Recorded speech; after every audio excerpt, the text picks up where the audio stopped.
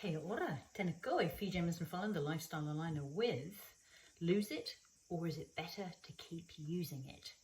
Well, we're going to be talking today in particular about the way our brains function and their ability, the capacity for focus, productivity, etc., and learning.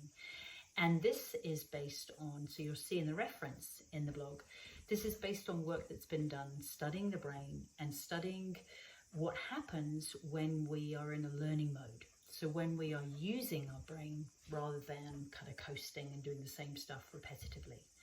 And so what we're finding, or what's been found with actually multiple sources of research, and the one that I'm going to be referring to, and I've got it written here to make sure I remember names, etc., is Dr. Michael Merzenich, and I trust that I'm pronouncing the name correctly there. And he says the basic concept is simple.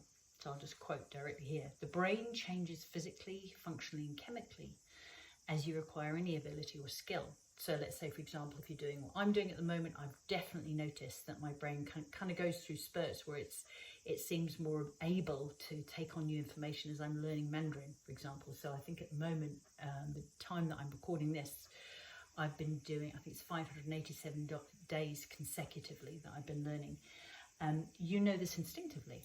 Something must be changing as your abilities improve or as new abilities emerge. You're actually remodeling your brain machinery. You probably heard of plasticity of the brain by practicing the skill. Those physical changes account for your learning. So it's literally physically changing. And it used to be thought that once we were born with a certain number of brain cells and that was it.